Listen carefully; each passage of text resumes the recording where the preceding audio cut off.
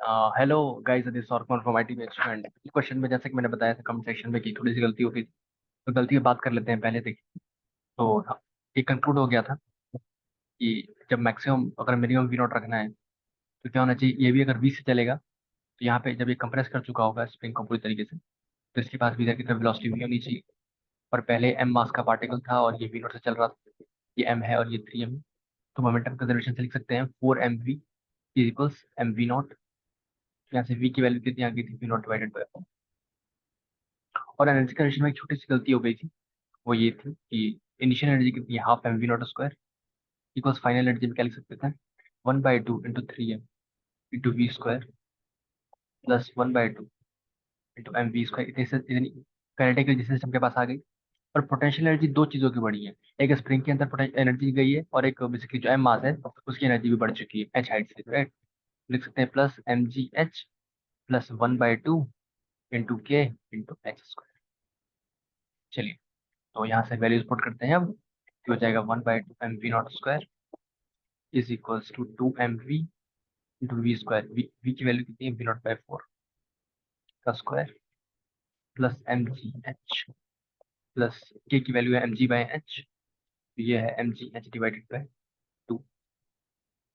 तो यहाँ से हो जाएगा mv0 square divided by 8 minus mv0 square divided by, sorry, is और 3 mg/h divided by.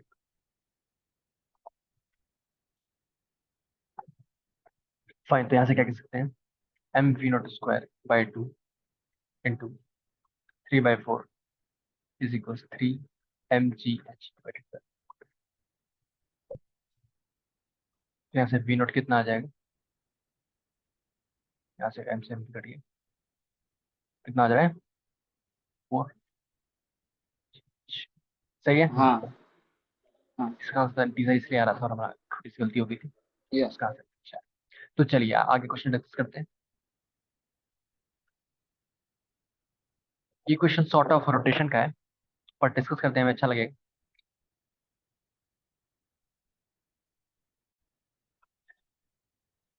So hello, let's continue with the second problem. Basically, it is caught of sign of rotation involves something, but it's a good problem. And I've seen this problem in various resources, different AITs, different coachings. So solve the let's read the statement. First, it is given, there is a figure, basically figure given है, उसमें एक uniform disc है, इसका मास 2m है, radius l/2 है। अच्छा ठीक है, एक मास m से कनेक्टेड है। Initially string is just dot, मतलब जस्ट डॉट है स्ट्रिंग जो है, और टेंजेंशियल है, जैसा कि दिख रहा होगा। पार्टिकल ए जेड टेस्ट पर है। फिर हमने एक क्या किया, एक दूसरा एम मास का पार्टिकल आया जो कि इसको हिट कर रहा है, राइट। इलास्टिकल कोलिजन है। Just after impact which of the following statement is, समझ में आ गया होगा। देखिए, यहाँ पर डिस्क है, तो ये जो लेंथ है ये कितनी है, एल। इसका जो रेडियस है वो कितना है, l/2। इसका मास जो है वो 2m है, इसका जो मास है वो m है। और ये जो है ये m मास का है, और इससे जो वेलोसिटी है ये कितनी है, ये जो मास है ये m v नॉट से चल रहा है, ठीक है, ये गिवन है। और क्या कह सकते हैं, और whose other name is attached to circumference to that is elastic collision हो रहा है, और l/2 रेडियस गिवन है, ठीक है। Okay, 2m, fine. तो देखिए, एक बात जो समझ में आनी चाहिए, जब ये इससे कोलाइड होगा, राइट, तो इसे जो m और m का जो कोलिजन है, इस पार्टिकल का और जो इस पार्टिकल का जो कोलिजन है वो क्या, वो इलास्टिक है, राइट। तो इस डायरेक्शन में, कभी इस डायरेक्शन में टेंशन जो है वो इम्पल्सिव नहीं हो सकता, क्योंकि फोर्सेस ऐसे लग रहे हैं। तो ये जो टेंशन है ड्यूरिंग कोलिजन क्या होगा, नॉन इम्पल्सिव। बात समझ आ रही है। हाँ। तो अगर अगर ऐसा कुछ सिनेरियो होता है कि ऐसे आया और हमने ऐसे एक बॉल ड्रॉप कर दी, तो खतरनाक तरीके से बेसिकली उसकी वेलोसिटी कुछ वी नॉट थी और फिर जीरो हो गई, तो टेंशन इंपल्सिव हो जाता। लेकिन अभी इंपल्सिव नहीं होगा, क्योंकि इस डायरेक्शन में फोर्सेस नहीं आ रहे, इस डायरेक्शन में आ रहे हैं बस, ऐसे नहीं आ रहे। ठीक है। ठीक है। ओके, तो देखिए इलास्टिक कोलिजन आपको पता चल रहा होगा, सेम मासेस होते हैं तो, और इलास्टिक कोलिजन तो वेलोसिटी क्या होती है, इंटरचेंज हो जाती है। सेम मासेस होते हैं और वेलोसिटी डिफरेंट होती है। तो जब दोनों में कोलिजन होता है, इलास्टिक कोलिजन, तो वेलोसिटी इंटरचेंज हो जाती है ना। हाँ। ये तो आप डिराइव भी कर सकते हैं इसको। Velocity of separation equals velocity of approach, अगर देखें तो ये एम मास का है, ये वी नॉट है, ये एम है, वेलोसिटी जीरो है। बाद में क्या होगा, इसकी वी वन मान लीजिए, इसकी वी टू मान लीजिए। क्या लिख सकते हैं, v one plus v two is equals to we not, momentum conservation. और ई की equation is equals to one, तो क्या लिखेंगे, velocity of separation v two minus v one equals to we not. दोनों को ऐड कर लिया, तो वी टू कितना आ जाएगा, वी नॉट, और वी वन कितना आ जाएगा, जीरो। सही है। हाँ। तो वी टू की वैल्यू वी नॉट आ गई, वेलोसिटी इंटरचेंज हो गई, इसकी वैल्यू जीरो हो गई। सही है। हम्म। इसका मतलब क्या है, जस्ट आफ्टर कोलिजन क्या हो रहा होगा कि ये जो टू एम मास की डिस्क है, और ये जो इसे अटैच है, ये पार्टिकल रेस्ट पे आ गया, और इधर की तरफ ये क्या होगा, ये वी नॉट वेलोसिटी से जाने लगेगा, और जो टेंशन है वो टाइट, और जो स्ट्रिंग है बेसिकली, जब ये ऐसे जाएगा तो स्ट्रिंग यहाँ पे जो अटैच है वो टाइट हो जाएगी।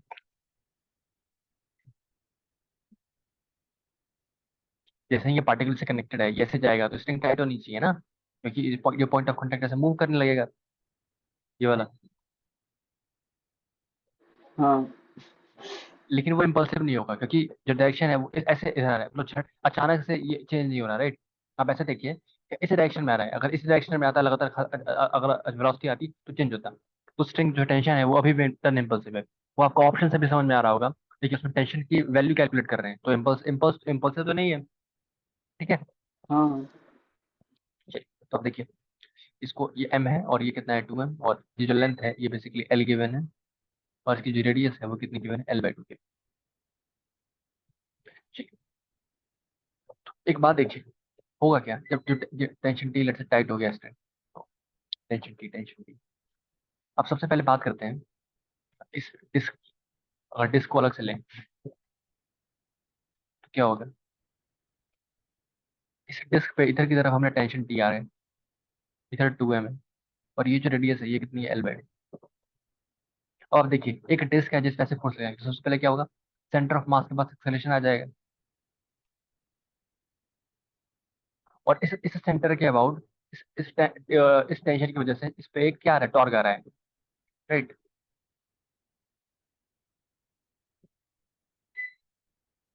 अगर ध्यान से देखें हाँ।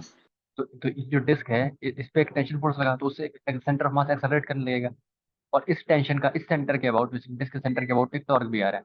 तो क्या लिख सकते हैं, पहली equation, tension net force is equals total mass two M into acceleration of centre of mass that is ACM. इसको अल्फा कॉल कर दिया, तो क्या लिखेंगे, टॉर्क, टॉर्क क्या होता है, F into R, basically perpendicular है दोनों, लिख सकते हैं। तो लिख सकते हैं T into R is equals to M centre, जिसका मोमेंट ऑफ इनर्शिया कितना होता है, M R square by two, तो मास कितना है, two M into R square by two into alpha. सही है।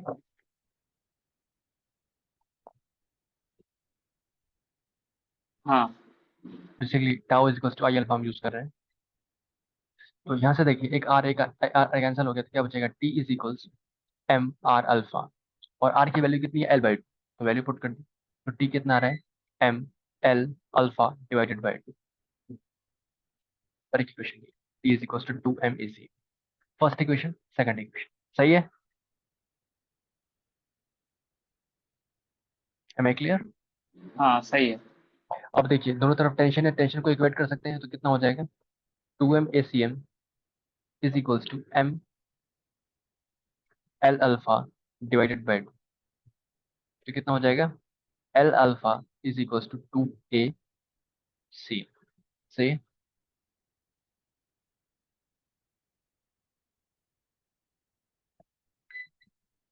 इसको कहिए थर्ड इक्वेशन, यहाँ तक क्लियर है। हेलो। हाँ।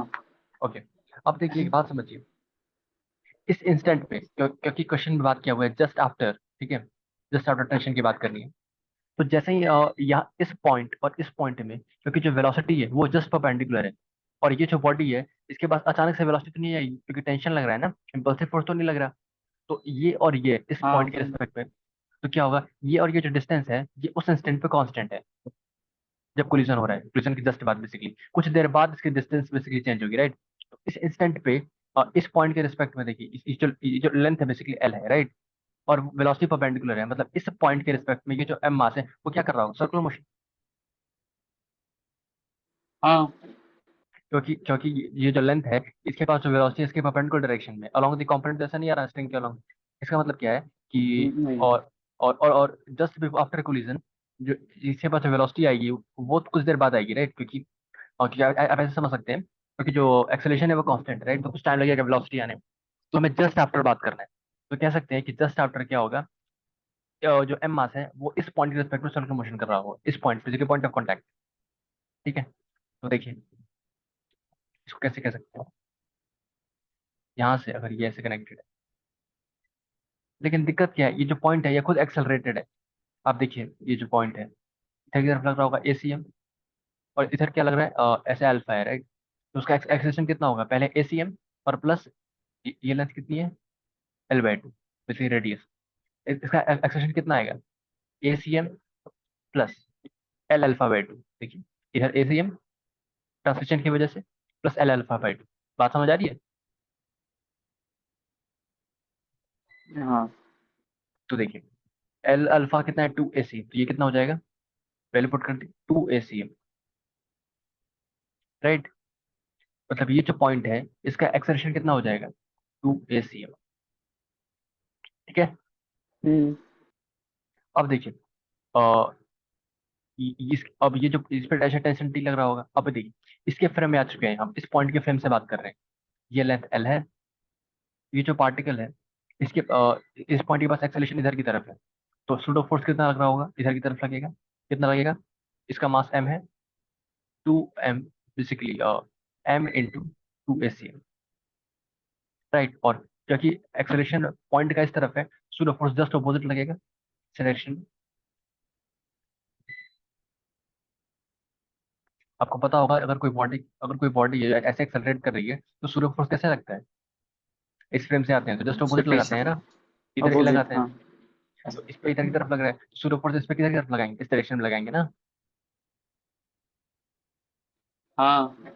तो ये जो है ये एम मास का पार्टिकल है, इधर की तरफ टेंशन टी लग रही है, इधर इधर की तरफ लग रहा है सूडो फोर्स, वो कितना है, 2 ACM × m, राइट। और इसके पास इधर इधर की तरफ वेलोसिटी कितनी है, V0।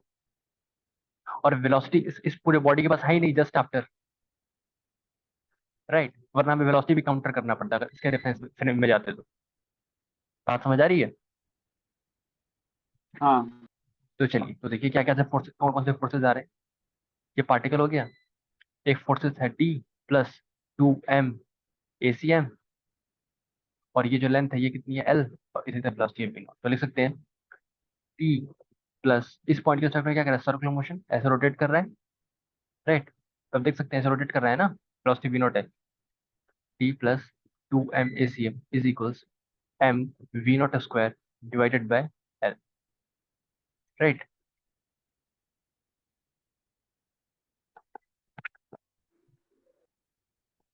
ये राइट। ये बात ये बात समझ आई। हाँ। ओके, तो अब देखिए जो टेंशन है उसकी वैल्यू कितनी है, 2m ACM, इसकी वैल्यू पुट कर दी, तो कितना हो जाएगा, 4m ACM is equals to mV0² divided by L। ये हो जाएगा ACM is equals to V0² divided by 4। Option देख लेते हैं। Acceleration of centre of disc की बात कर रहा है और टेंशन की बात कर रहा है। ओके,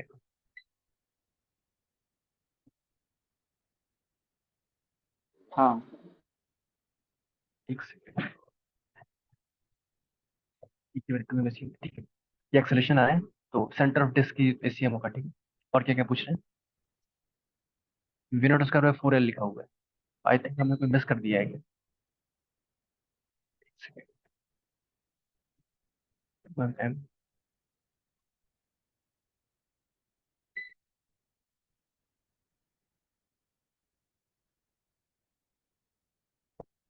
और फोर एल करेक्ट है।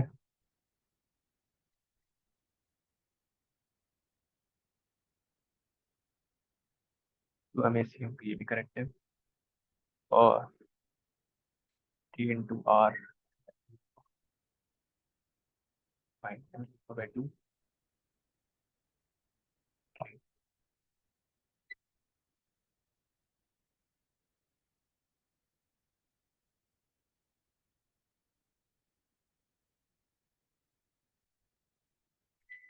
तो यहाँ पे एक गलती हो गई है। यहाँ पे देखिए टू टू सा फोर होता है, बचपन में सीखा है हमने।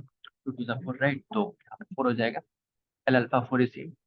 यहाँ पे देखिए L alpha four A C M आ गया। राइट, इस पॉइंट का एक्सेलेरेशन कितना हो जाएगा? तो अगर बात करें A C M plus L alpha by two, तो इसकी वैल्यू कितनी है? एल अल्फा की value four A C M है राइट। तो ये कितना आ जाएगा? A C M plus four A C M by two, that is three A C M. तो ये हो जाएगा थ्री ए सी एम।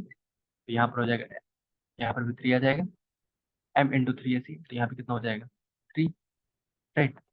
तो T plus three A C M, और टी की वैल्यू कितनी है यहाँ पर? Three. Two M C M, तो ये कितना हो जाएगा? टी की वैल्यू है two M A C M.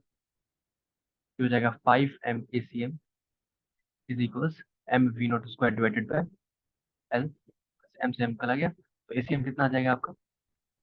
We not square divided by five. सही है। अब ऑप्शन पढ़ते हैं। देखिए हाँ एक्सेलरेशन ऑफ सही। Centre of disc V not square by five. अब बोल रहा है टेंशन, तो टेंशन कितना है? Two M A C M right. Tension जो है वो two M A C M है। ये कितना हो जाएगा? Two M into V not square divided by five है। देखिए आपका ऑप्शन नंबर ए भी बिल्कुल करेक्ट है। अब बात करना है हमें बस, डी तो नहीं होगा। बात करते हैं सी पे, initial radius of curvature of this कितना होगा, ठीक है। तो देखिए बात समझते हैं। अगर हम बात करते हैं कभी भी रेडियस ऑफ कर्वेचर की, ध्यान से समझिएगा इस कॉन्सेप्ट को। अगर हम बात करते हैं कभी भी रेडियस ऑफ कर्वेचर की, इसका मतलब क्या होता है? हमेशा हमें बात करनी होती है नेट फोर्स। किसकी बात करनी होती है? Net forces. नेट फोर्स मतलब रियल फोर्स। नेट फोर्स मतलब रियल फोर्स मतलब बॉडी में जो रियल में फोर्सेस लग रहे हैं। और हम सूडो जो फ्रेम रेफरेंस लेते हैं, उससे हम कुछ फोर्सेस की वैल्यू कैलकुलेट कर सकते हैं। सिस्टम में टेंशन कितनी है, एक्सेलरेशन कितना है। पर इफेक्टिवली हमें नेट फोर्स और बेसिकली रियल फोर्सेस और रियल एक्सेलरेशन पे बात करनी होती है। तो देखिए असलियत में क्या क्या हो रहा होगा। असलियत में कुछ सूडो फोर्स नहीं लगता बॉडी पे। अगर बात करें ग्राउंड फ्रेम से, हमें सॉल्व करना होता है ग्राउंड फ्रेम में कुछ। तो देखिए हाँ इधर टेंशन टी लग रहा होगा। अगर ग्राउंड फ्रेम में बात करें तो इधर वेलोसिटी वी नॉट होने वाली जस्ट आफ्टर।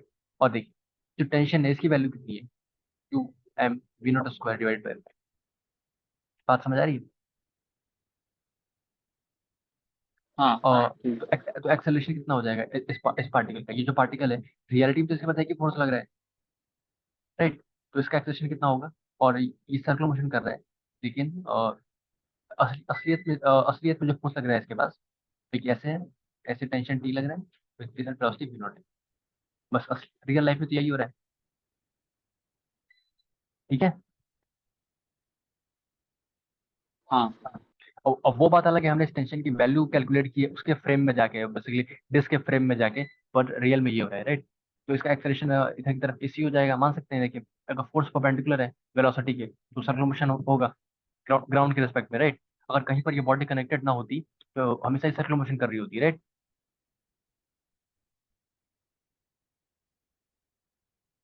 हाँ तो यहाँ से लिखते हैं A C is equal to we not square divided by R C. तो यहाँ से ए सी कितना होगा? Two we not square divided by five L is equal to we not square divided by R C. लिख सकते हैं।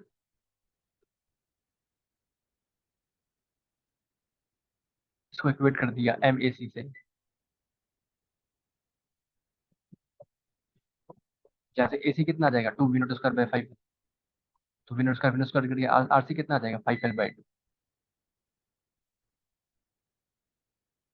बात समझ आई? तो देखिए इसका हाँ मतलब क्या हाँ है? इसका मतलब ये है एक्चुअली में डिस्क के फ्रेम में, ये डिस्क के फ्रेम से अगर जाएं, तो ये एल डिस्टेंस के रेडियस ऑफ कर्वेचर पे मूव कर रहा होगा। लेकिन इन ग्राउंड फ्रेम ये फाइव एल बाई टू पे मूव कर रहा है, क्योंकि उसमें तो रियलिटी में टेंशन लग रहा है और वी नॉट लग रहा है। सुनो फरसो नहीं लग रहा ना, इसका आंसर जो है वो सी करेक्ट, सी भी करेक्ट है, ठीक है। इसको कह सकते हैं MPQ, मोस्ट प्रोबेबल क्वेश्चन है। बहुत जगह क्वेश्चन दिख चुका है। तो अगल बिल्कुल। इनफैक्ट मैं आपको एक बात बताऊं, पिछले साल जो 12 क्वेश्चन आए थे NSCP में, उसमें से 6 क्वेश्चन वही थे जो मोस्ट रिपीटेड मैंने AITs में देखे थे।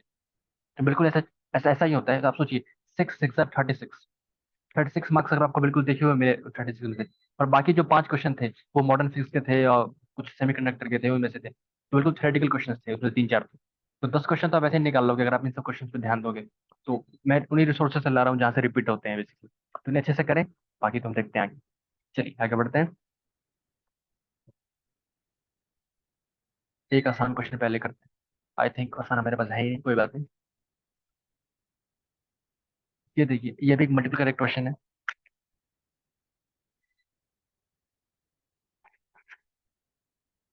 हाँ, तो क्वेश्चन दिखाई दे रहा है स्क्रीन पे।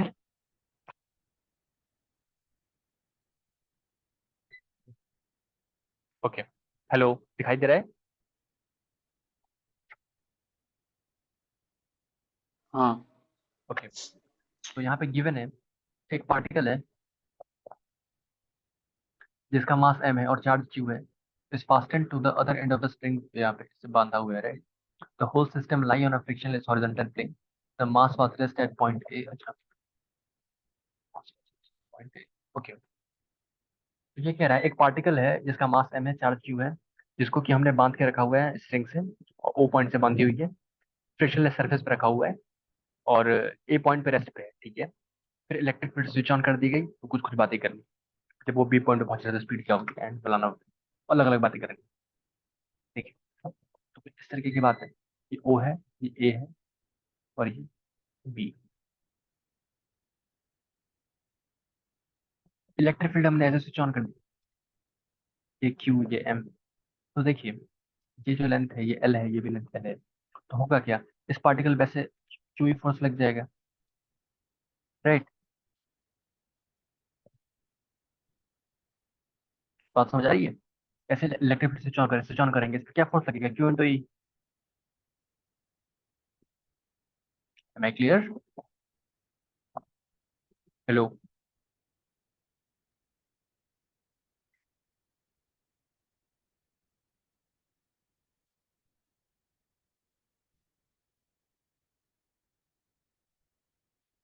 हाँ, so let's continue the second problem. यहाँ पे दिया हुआ है एक पॉइंट है, जिससे हिंज है, इससे कनेक्ट हुआ है, एक स्ट्रिंग कनेक्टेड है, उससे एक एम मास, जिसका चार्ज क्यू है, ए पॉइंट कह रहे हैं इसको, इससे कनेक्टेड है। और यहाँ पे एक दूसरा पॉइंट है, ये एल है, ये जो लेंथ है ये भी एल होगी ऑफकोर्स, ये 60 डिग्री है। जब ये ए पॉइंट से बी पॉइंट पे जा रहा है, ये हॉरिजॉन्टल प्लेन पे रखा हुआ है, हॉरिजॉन्टल प्लेन, हॉरिजॉन्टल प्लेन। तो बताना है इस पॉइंट पे क्या होगा, बी पॉइंट पे वेलोसिटी क्या होगी, एक्सेलरेशन क्या होगा, इन सब पे बातें करनी है। देखिए, क्योंकि ये इस पॉइंट से हिंज्ड है, तो बस ये क्या कर सकता है, और स्ट्रिंग हमेशा टाइट रहने वाली है। इस पे फोर्सेस कौन कौन से लग रहे होंगे, देखिए अगर ध्यान से बात करें, एक ही फोर्स लग रहा होगा, डेट इज क्यू इंटू इधर की तरफ, क्योंकि इलेक्ट्रिक फील्ड ऐसे स्विच ऑन कर दिए हैं। बात समझ आ रही है? हाँ, तो जब ऐसे फोर्स लगेगा, तो हमेशा पार्टिकल क्या होगा, ऐसे इसे हमेशा मतलब इसके आउटवर्ड फोर्स फील करेगा। इसका मतलब क्या है, हमेशा स्ट्रिंग टाइट रहने वाली है। बात समझ आ रही है? हाँ, और आपको पता होगा स्ट्रिंग फोर्स का कभी वर्कडन होता नहीं है, और इस पॉइंट से जो कनेक्टेड है ये पॉइंट मूव नहीं कर रहा है, इसका मतलब हिंज का भी वर्कडन जीरो है, और टेंशन का भी जीरो है। इसका मतलब क्या है, एनर्जी इज कंजर्व। सही है, ठीक है। हाँ, तो अब यहाँ से क्या कर सकते हैं, सर देखिए, यहाँ पे क्या है, ये पॉइंट हिंज है, जो कनेक्टेड है, और ये जो लेंथ है ये जो है, इधर की तरफ इलेक्ट्रिक फील्ड डाउन कर, तो ये एंगल 60 है, और ये जो लेंथ है ये एल है। तो अगर बात करें वर्क डन, तो कौन कौन से फोर्सेस लग रहे होंगे, इधर टेंशन, ठीक है, और वेलोसिटी ऐसे होने वाली है, पार्टिकल के पास कभी भी मूव करेगा, ऐसे आया तो मूव टेंजेंशियल करेगा, और टेंशन ऐसे लग रहा है, तो टेंशन का वर्क डन जीरो आएगा, राइट। तो कौन कौन से फोर्सेस लग रहे हैं अगर बात करें, work done by tension. Gravity का तो ऐसे, ग्रेविटी और नॉर्मल तो परपेंडिकुलर है, पर लिख भी लें। देखिए क्या लिख सकते हैं, work done by tension plus work done by normal plus work done by gravity, ये भी जीरो है, ये भी जीरो है, ये भी जीरो है। ये परपेंडिकुलर है और ये ऐसे परपेंडिकुलर डायरेक्शन में ऐसे ऐसे लग रहे होंगे, राइट। हॉरिजॉन्टल प्लेन की जगह वर्टिकल प्लेन में लगे होंगे। ये भी जीरो और ये भी जीरो। प्लस उसका उसका वर्क डन आएगा, किसका वर्क डन आएगा, इलेक्ट्रिक फील्ड का। तो क्या कह सकते हैं, देखिएगा इधर की तरफ ऐसे लग रहा है, तो ये जो एंगल है ये 60 डिग्री, ये इलेक्ट्रिक फील्ड ऐसे है। तो देखिए, और आपको पता होगा क्या होता है, फोर्स इंटू डिस्प्लेसमेंट होता है ना, वर्किंग का फॉर्म पता होगा। तो देखिए, ये लेंथ एल है, हाँ और तो ये इसके करस्पॉन्डिंगली यहाँ पे ध्यान से समझिए, ये लेंथ होगी एल कॉस। तो फोर्स जो है वो तो हॉरिजॉन्टल डायरेक्शन में लग रहा है इलेक्ट्रिक फील्ड का, ये है L/2। तो यहाँ से कुछ यहाँ पे जाके ये बी पॉइंट होगा, समझ आ रहा है बात। तो जो भी तो एल डिस्टेंस पे होना चाहिए। हाँ तो इफेक्टिवली पार्टिकल कितना मूव कर गया हॉरिजॉन्टली, L/2। इस पॉइंट से इस पॉइंट में आने में पार्टिकल हॉरिजॉन्टल कितना मूव कर गया होगा, L/2।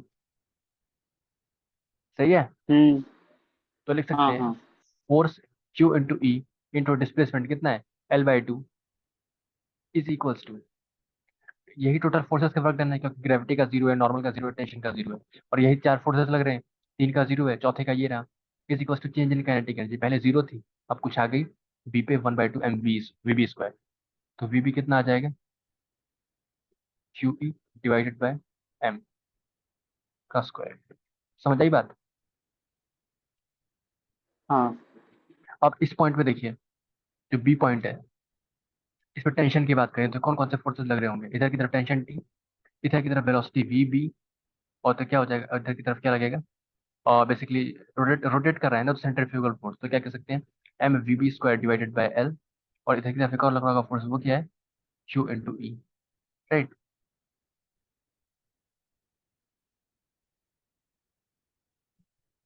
हाँ बेसिकली ऐसे भी कह सकते हैं, इधर टी ये लगा, इधर क्यू लग रहा है, तो एक्सेलरेशन कितना होगा सेंटर के towards, T minus Q E is equal to net acceleration towards centre, that is mv² divided by L, कह सकते हैं। हाँ तो यहाँ से टेंशन कितना आ जाएगा, Q into E plus m/l into V B square. V B कितना है, स्क्वायर कर दिया, QE डिवाइडेड बाय एम। यहाँ पे गलत है, कुछ गलती हो गई है क्या, यहाँ पे QEL है, सॉरी देखिएगा, ठीक है।